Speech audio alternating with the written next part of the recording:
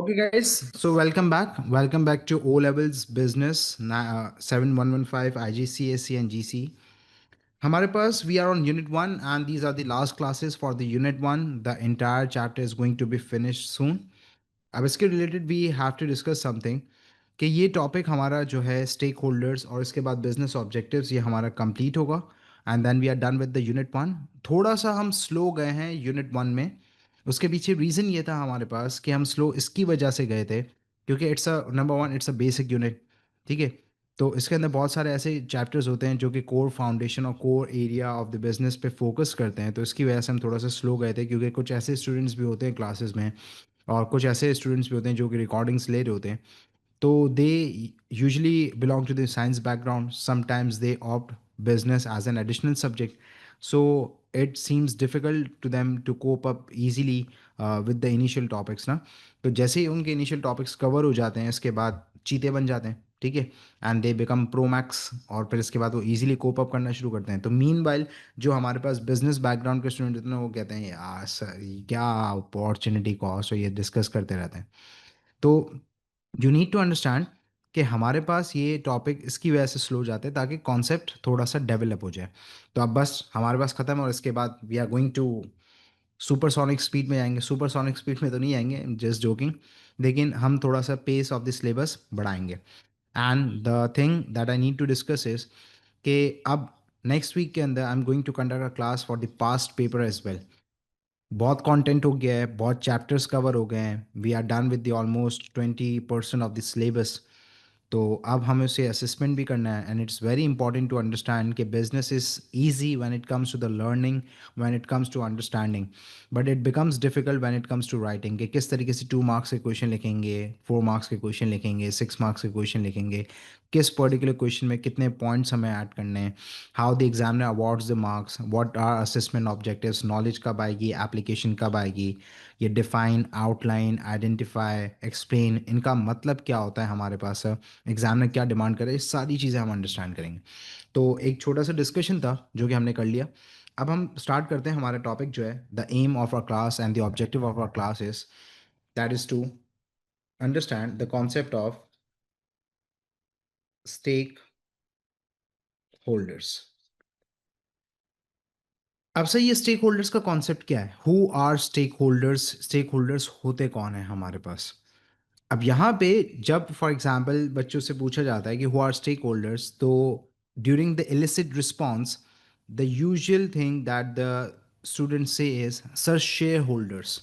Share holders are known as the stakeholders. I do agree with the statement कि shareholders are the stakeholders, but they are not the only stakeholder. We need to understand this कि shareholders are not the only stakeholders, there are multiple individuals and there are groups जो कि stakeholders होते हैं। समझते हैं ज़रा, sir आप कहना क्या चाह रहे हैं, what do you mean by number of individuals होते हैं। आ जाओ एग्जाम्पल लेते हैं, समझते हैं। मैं आपसे कहता हूँ black is the colour, you are going to agree, हाँ sir black is the colour. मैं कहता हूँ black is the only colour. Now you are going to disagree with me कि sir black is the color, black, but black is not the only color, white भी है, green भी है, blue भी है, yellow भी है। तो we have variety and different colors। इसी तरीके से मैं कहता हूँ ऑरेंज इज द फ्रूट, तो you are going to agree with me कि हाँ sir orange is the fruit, but मैं कहता हूँ orange is the only fruit, तो you are going to disagree again, नहीं सर नंबर ऑफ फ्रूट्स होते हैं, पाइनएप्पल है, मैंगो है, नंबर है फ्रूट्स के। तो इसी तरीके से shareholders are the stakeholders but they are not the only stakeholders. There are number of individuals and there are different groups who are known as the stakeholders and who are classified as the stakeholders। एक concept तो यहाँ पे clear होता है कि shareholders are not the only stakeholder. अब ये sir stake holders हैं कौन, who are known as stakeholders. आ जाए एग्जाम्पल लेते हैं। लेट सपोज एक पर्टिकुलर बिजनेस है।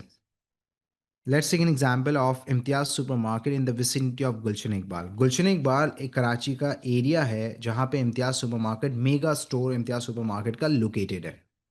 अब Imtiaz super market is a business, yes, Imtiaz super market business है, सुपर स्टोर है, बहुत बड़ा मेगा स्टोर है। अब इम्तियाज सुपर मार्केट वहाँ पे इन्वॉल्व है इन द बिजनेस एक्टिविटी और वहाँ से daily number of commuters commute. Local community है, रेजिडेंशियल एरिया है सराउंडिंग, अंदर बहुत सारे लोग हैं जो daily commuters work from home कर रहे हैं, हमारे पास वर्क टू होम कर रहे हैं, तो they usually face traffic congestion during the business hours. Imtiaz supermarket के जो वर्किंग आवर्स हैं उसके अंदर डेली बेसिस पे तकरीबन हमारे पास लोग जो है ना वो ट्रैफिक कंजेशन फेस करते हैं। तो इसका मतलब ये हुआ कि ये जितने भी लोग हैं लोकल कम्युनिटी और जो डेली कम्यूटर्स और ट्रैवलर्स हैं from that particular road will be known as stakeholders. क्यों? क्योंकि वो अफेक्ट हो रहे हैं बिजनेस की वजह से। Imtiaz super market business activity कर रहा है, लोग आ रहे हैं, विजिट कर रहे हैं, दे आर मेकिंग परचेजेस, जो भी एक्टिविटी चल रही है उससे आसपास के जो लोग हैं they are getting affected, so they will be known as the stakeholders. ये कौन सा इफेक्ट है? नेगेटिव। नेगेटिव इन्फ्लुएंस आ रहा है, अफेक्ट हो रहा है। इसी तरीके से हमारे पास ऑन द अदर हैंड और the other side of the coin देखी जाए तो Imtiaz supermarket is creating the convenience. उस पर्टिकुलर एरिया में एज सच कोई सुपर स्टोर नहीं है, तो इम्तियाज सुपरमार्केट की एग्जिस्टेंस से लोकल कम्युनिटी को एक बेनिफिट मिल रहा है that they can get the hands on the daily economic needs, daily items, grocery item easily by the existence of the Imtiaz supermarket. So simply Imtiaz supermarket is creating the convenience. Plus Imtiaz super market से वहाँ पे हमारे पास और ज़्यादा value बढ़ रही है, वहाँ पे जो है वो फॉर एग्जांपल डेवलपमेंट हो रही है, कुछ लोगों को उन्होंने हायर किया होगा लोकली वहाँ पे। तो these are known as the positive effects of the business on the local community. तो पॉजिटिवली भी अफेक्ट हो रहे हैं, नेगेटिवली भी अफेक्ट हो रहे हैं। तो जब भी बिजनेस एक्टिविटी होती है हमारे पास तो उससे जो भी लोग हैं जो कनेक्टेड हैं they have some sort of financial social connection with the business and they are getting affected either positively, negatively, directly, indirectly, they will be known as the stakeholders. ये एक हमारे पास एक एग्जाम्पल हो गई। Second example हम लेते हैं।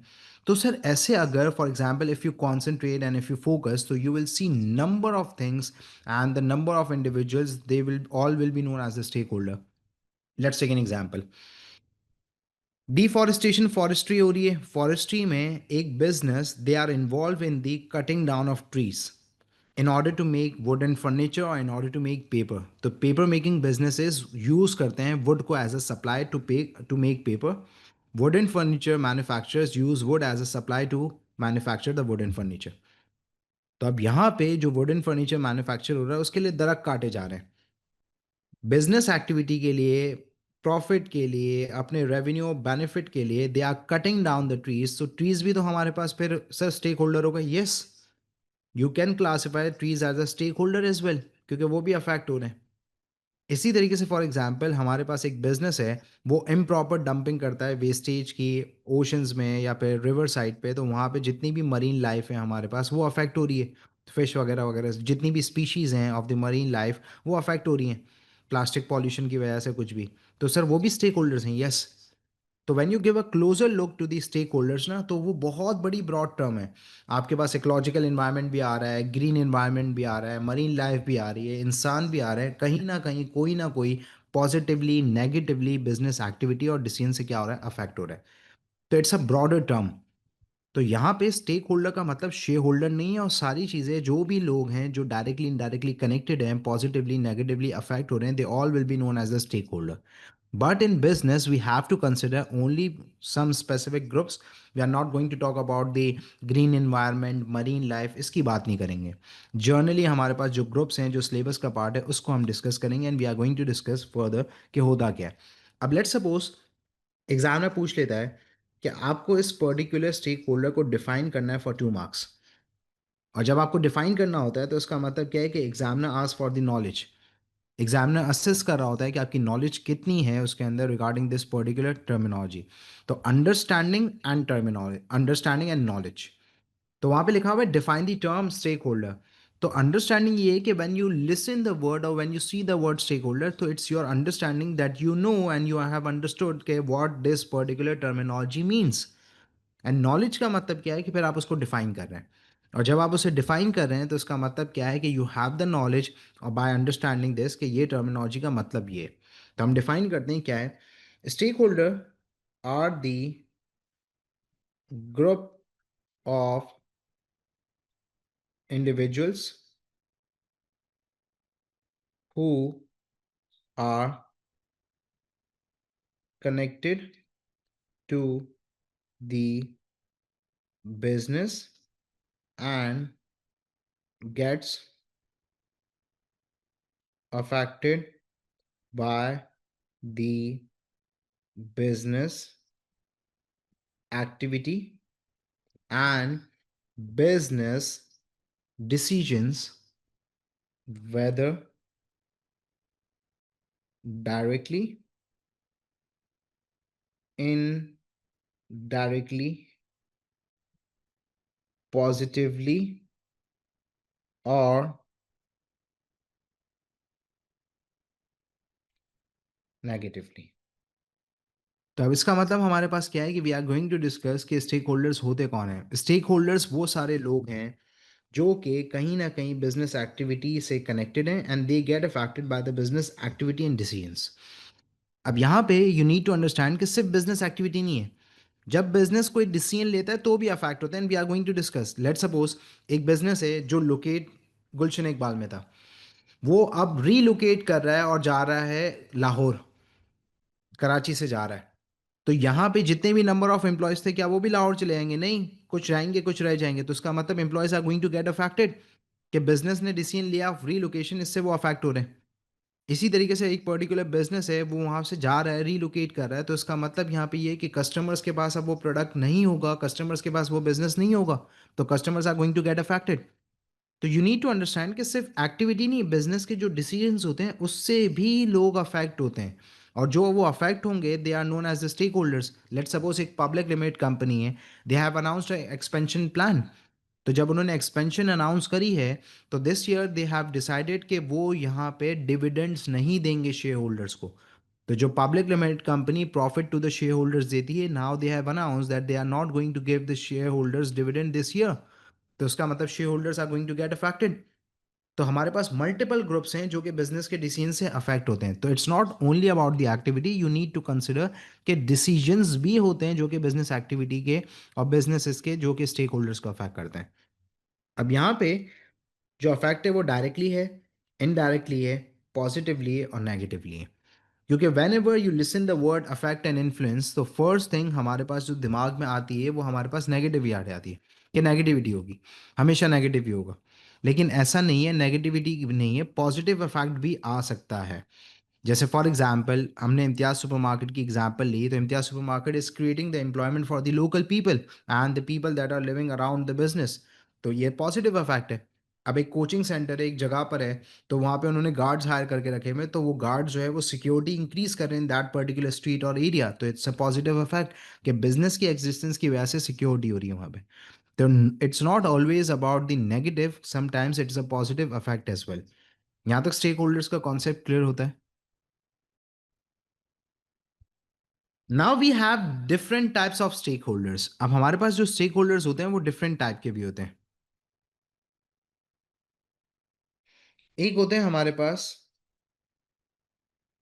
Internal, और दूसरे हमारे पास होते हैं एक्सटर्नल। अब सर इंटरनल और एक्सटर्नल क्या है? You can say these are known as the different types, they are two different types of stakeholders. तो अब हमारे पास यहाँ पे इंटरनल का मतलब क्या है? ये वो सारे स्टेक होल्डर्स होंगे they are found within an organisation, business के अंदर। बिजनेस के अंदर मतलब क्या है? Within the physical boundaries and the premises of the business. और एक्सटर्नल का मतलब क्या है हमारे पास? एक्सटर्नल का मतलब है आउटसाइड एन ऑर्गेनाइजेशन, बिजनेस से बाहर। अब जैसे कस्टमर्स है वो बाहर हैं, गवर्नमेंट है वो बाहर है, तो वो सारे ग्रुप्स जो आउटसाइड द बिजनेस है, outside the physical boundaries and the premises of the business will be known as external. ये हमारे पास इंटरनल और एक्सटर्नल है। अब हम करेंगे क्या? वी नीड टू अंडरस्टैंड कि हम यहाँ पे लिखेंगे डिफरेंट ग्रुप्स, उनकी types, and then we are going to discuss the objectives and the roles of the different stakeholder groups, owner, manager, employees, types, internal है और external, and what are their roles and what are their objectives. तो let's start। हमारे पास सबसे पहले हमारे पास group of owner, owner of the business. Obviously internal होगा हमारे पास, I for internal, E for external. Second हमारे पास कौन है? Manager, again internal, found within an organization, within the business. Third, we have employees or workers, again क्या है हमारे पास? इंटरनल है हमारे पास। Number 4, we have government. Obviously outside the business है, इकोनॉमी का तो पार्ट है, they are running an economy, they are the controller, लेकिन स्टिल बिजनेस से तो क्या है, बाहर है, external. 5, customer, external. 6,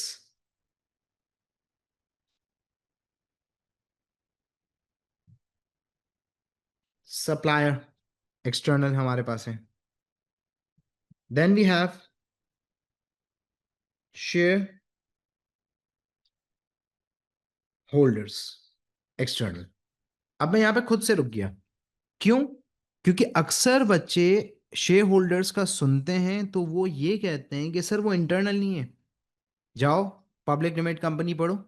public limited company के अंदर हमने क्या डिस्कस किया था? पब्लिक लिमिटेड कंपनी के अंदर we clearly discuss that the shareholders just buy the shares of a company, they are the investors, they are not the controllers, they are not into day to day decision making of a company. तो shareholders are classified as the external holder. For example मैं company का shareholders हूँ, आप the shares of आपको PSO, number of companies के shares हैं। तो मैं क्या रोजाना कंपनी में जाके डिसीजन मेकिंग के अंदर इन्वॉल्व हो रहा हूँ?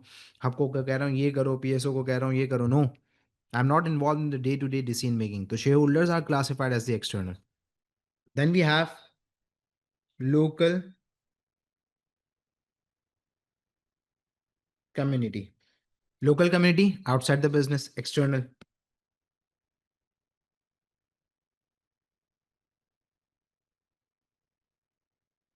Owner, manager, employees, government, customer, supplier, shareholders, local community, and the last one that we are going to discuss is pressure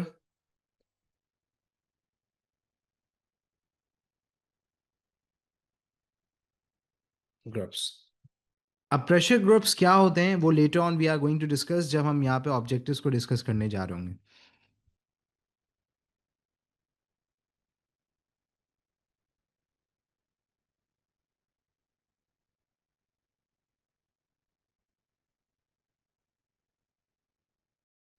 So these are the different groups of the stakeholders and these are the different types. हमने इनको distinguish कर दिया, हमने उनकी classification लिख दी है कि आधे दे आर द इंटरनल और एक्सटर्नल। अब एक एक रोल को मैं डिस्कस करूंगा और यहाँ पे हम ऑब्जेक्टिव्स को डिस्कस करेंगे। अब ऑब्जेक्टिव्स बहुत सारे भी होते हैं, हम to keep it simple basic वाले ऑब्जेक्टिव्स को क्या करेंगे, कंसिडर करेंगे। अब बेसिक वाले ऑब्जेक्टिव्स के अंदर हमारे पास क्या क्या है आज जो डिस्कस करते हैं। ओनर हमारे पास कौन है, क्या है, सुनते हैं। Owner is an individual who combines the factors of production, takes a risk, start a business. He is the decision maker. He owns the business. He controls the business. He allocates the resources. ये owner होता है। अब जो private sector के owner होते हैं उनका जो बेसिक ऑब्जेक्टिव है that is to maximise profit. जितने भी प्राइवेट सेक्टर बिजनेसेस होते हैं उनका जो मेन एम होता है, the primary objective is to earn profit, that's why they have taken the risk. Basic objective ये। और प्रॉफिट मैक्सिमाइजेशन के साथ साथ they want to maximise efficiency, के कॉस्ट कम से कम हो और ज्यादा से ज्यादा प्रॉफिट हो, क्योंकि कॉस्ट जितनी कम होगी उतना प्रॉफिट मैक्सिमाइज होगा। तो ये हमारे पास simple basic objective of the owner है। नंबर 2 हमारे पास है owner, oh sorry manager. We are done with the owner. अब जो मैनेजर हमारे पास है वो कौन है? हमारे पास manager is also working in an organisation, he is the part of an organisation structure. अब डिपार्टमेंटल मैनेजर्स होते हैं, HR manager, marketing manager, finance manager. They are responsible for the functions. Marketing manager होगा, marketing plan बनाएगा, workers को lead करेगा, workers को guidance provide करेगा, marketing department के रिलेटेड डिसीजंस लेगा। ऑब्वियसली मैनेजर वर्कर से अपर लेवल पे ऑपरेट कर रहा होता है, स्किल लेवल पे top tier of an organisation पे ऑपरेट कर रहा होता है। अब जो मैनेजर है उसके डिफरेंट रोल्स हैं। अब जो मैनेजर ऑफ एन ऑर्गेनाइजेशन है उसका ऑब्जेक्टिव क्या है? एंड बड़ी हैरान कुन बात है हमारे पास कि मैनेजर का जो बेसिक ऑब्जेक्टिव है ना, that is the growth and the expansion of the business and a company. And when the students ask why sir expansion is an objective of the manager, तो द थिंग इज कि the growth of the manager is directly proportional to the growth of a company. Company जितना grow करेगी उतना manager भी grow करेगा। Company grow कर रही है तो मैनेजर की भी ग्रोथ हो रही है इन टर्म्स ऑफ पे scale, financial benefits, market value, facilities, perks, ये सब कुछ भी। तो मैनेजर हैज एन एम कि मैनेजर की परफॉर्मेंस को इवैल्यूएट इसी तरीके से किया जाता है कि उस पर्टिकुलर मैनेजर के एरा के अंदर ग्रोथ कितनी हो रही है, कंपनी कितनी ग्रो कर रही है, कंपनी को कितनी परफॉर्मेंस इंप्रूव हो रही है कंपनी की. तो expansion is the objective of the manager because the growth of the manager is directly proportional to the growth of the company. Third हमारे पास है एम्प्लॉयज. अब एम्प्लॉयज डिफरेंट टाइप के होते हैं, some are skilled some are unskilled, they provide their variety of skills in the business, they work in an organisation, they perform the different tasks and functions of the business so that the business can continue its operation and the business activity. अब जो employees हैं उसके objectives क्या हैं, उनके objectives थोड़े से ज्यादा हैं as compare to the other stakeholders. समझते हैं जरा.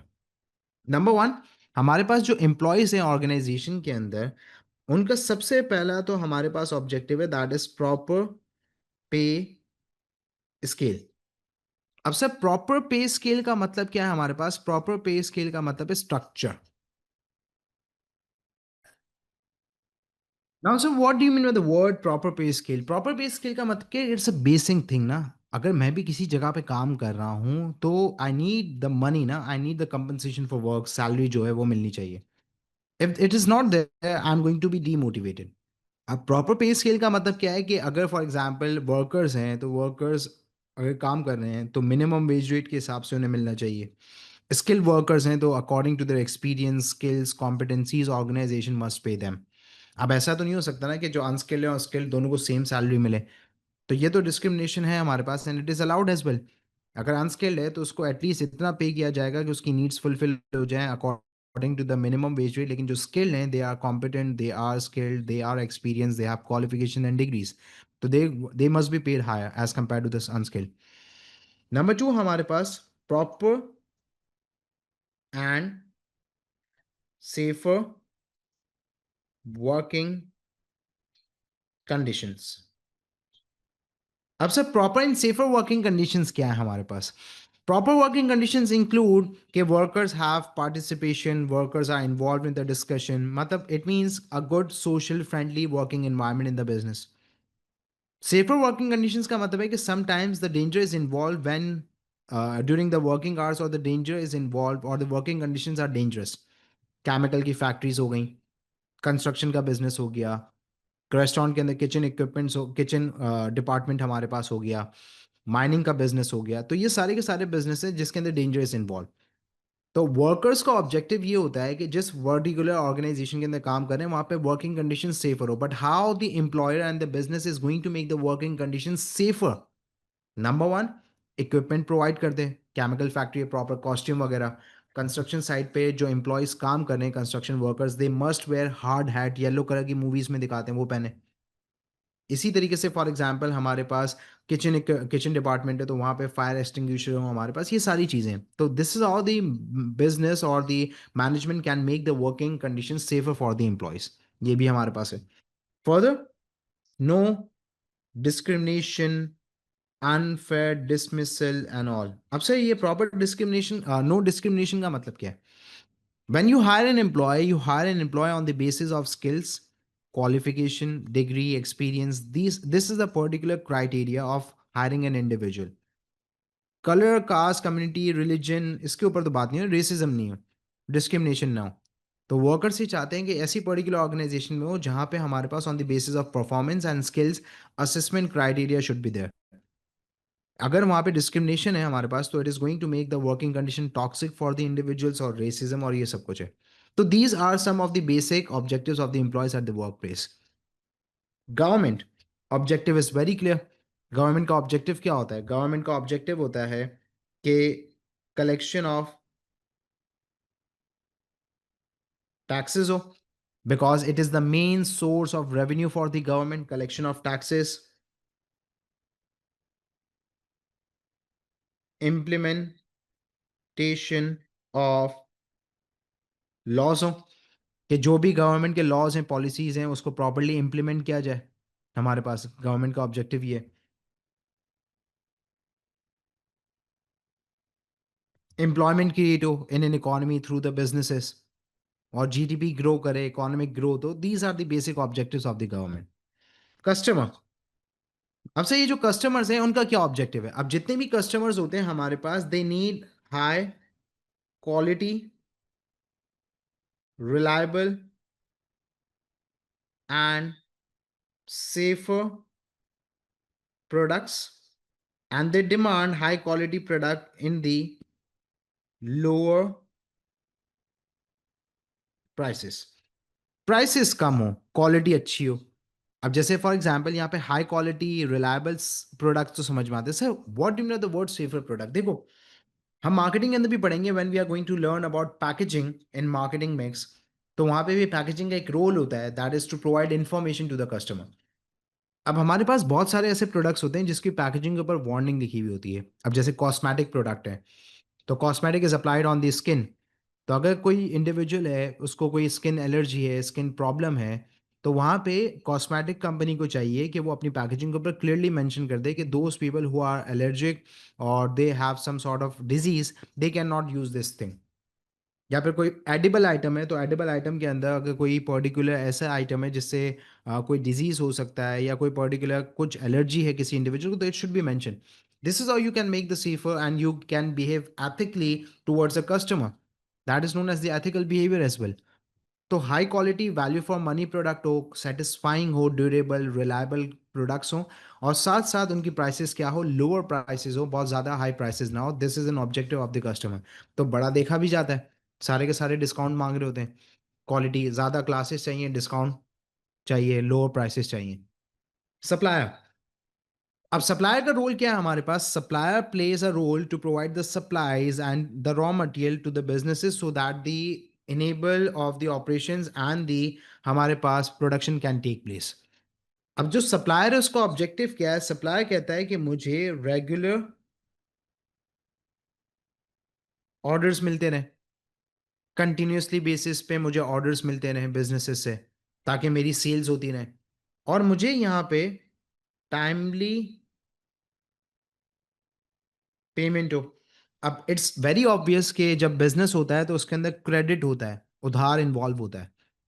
लेकिन स्टिल ऐसा ना हो कि बहुत ज़्यादा क्रेडिट पीरियड हो, रेगुलर पेमेंट्स हो, टाइमली पेमेंट्स मिल जाए उसे, और इनकरेज किया जाता है कि उसे कैश पेमेंट मिल जाए इंस्टेंटली हमारे पास।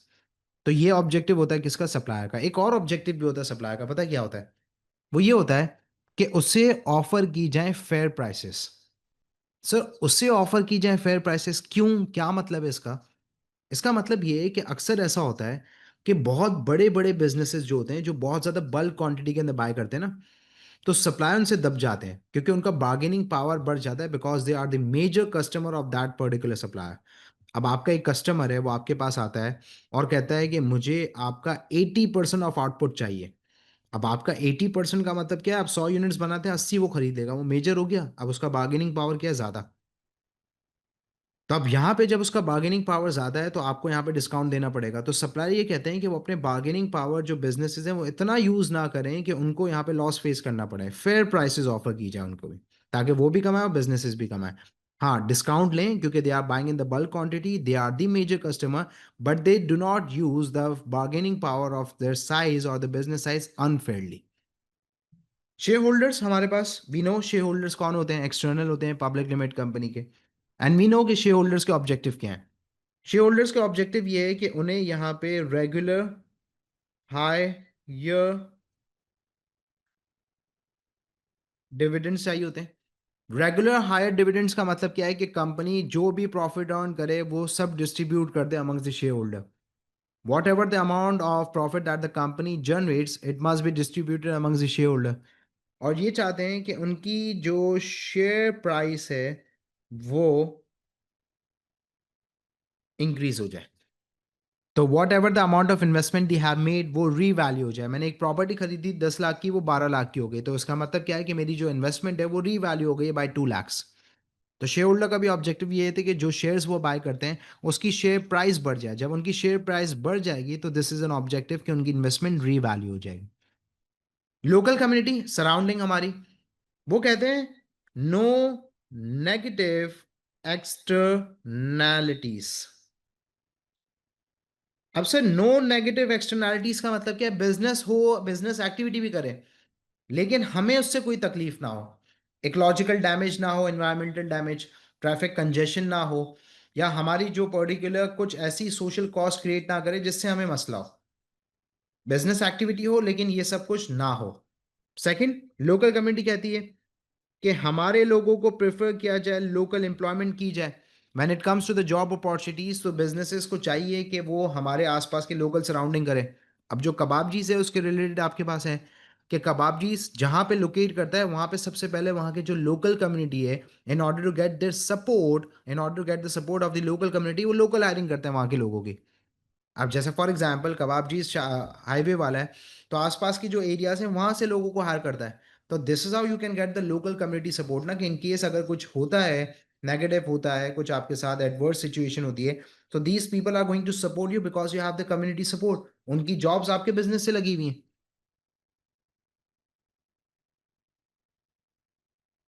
Facilities, that is prioritising them over the regular customer. Aunty आ जाती ना, हम आपके पड़ोसी हैं, हमें डिस्काउंट चाहिए, we reside in your neighbor. So being a neighbor, it's our right to get the particular product at the lower prices, and we you should prioritize us over the regular customer. That is the thing. Local community. Pressure groups, sir ये क्या है हमारे पास? समझते हैं, जरा concept को समझते हैं। प्रेशर ग्रुप का कॉन्सेप्ट क्या है? आ जाओ, बहुत आसान सी एग्जांपल देता हूं, समझते हैं। आप लोग सारे के सारे स्कूल जाते हैं, नहीं जाते तो जाते होंगे किसी जमाने में, अब प्राइवेट हो गए हमारे पास। अब लेट्स सपोज हमारे पास ये अब्दुल्ला है, अब्दुल्ला मेहनती। अब्दुल्ला मेहनती हमारे पास क्रिकेट फ्रीक है, इसको क्रिकेट का बहुत शौक है। अब ये particular cricket team of school भी है।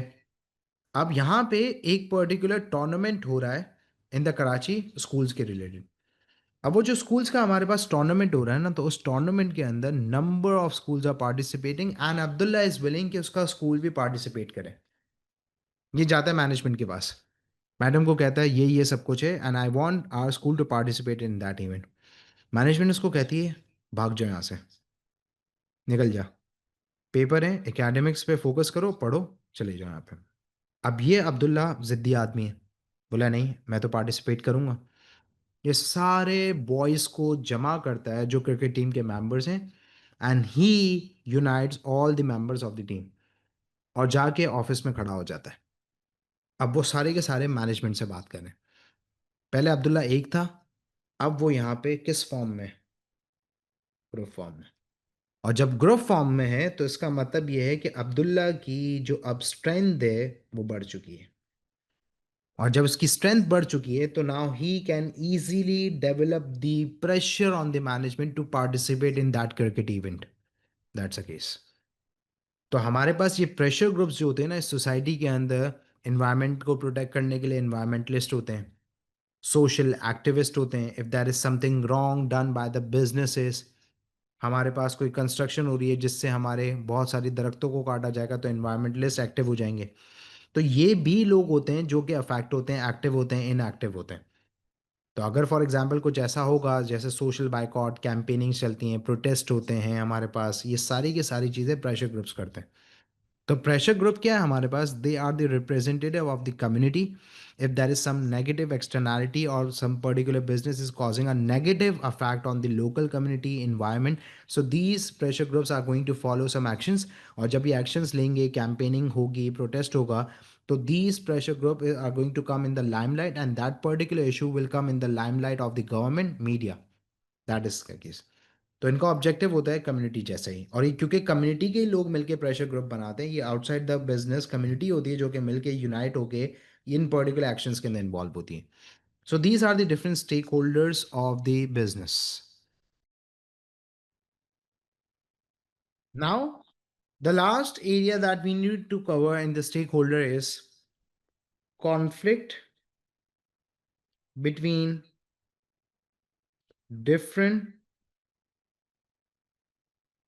stakeholder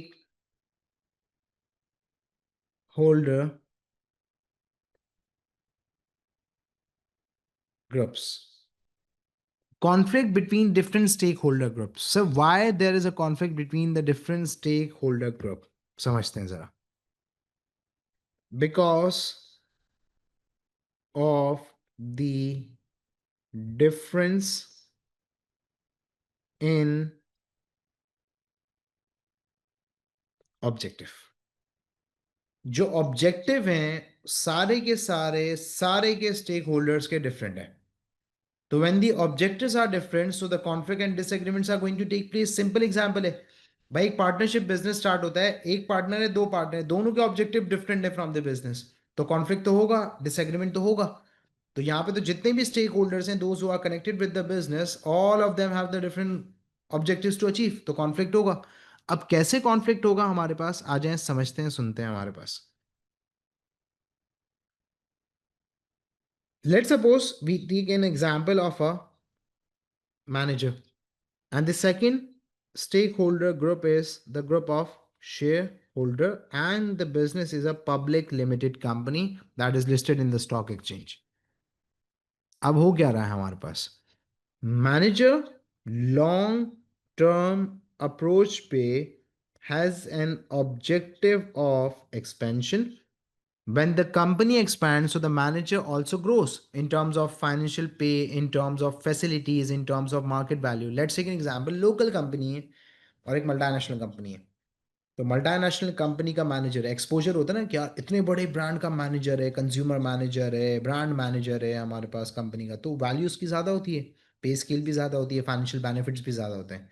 ये क्यों? क्योंकि company is operating at the large scale, expanded company है, लार्ज स्केल कंपनी है। तो manager has an objective of expansion. जो शेयर होल्डर है हमारे पास, वो हमारे होते हैं शॉर्ट टर्म जज्बाती। वो कहते हैं भाई पैसा दो हमें, हमें चाहिए dividends, because it is the return on the investment that we have made. तो whatever the amount of profit is, जल्दी से हमें दे दो। अब यहां पे होगा क्या, how the conflict is going to take place, you need to understand. Let's suppose public limited company को हुआ है प्रॉफिट।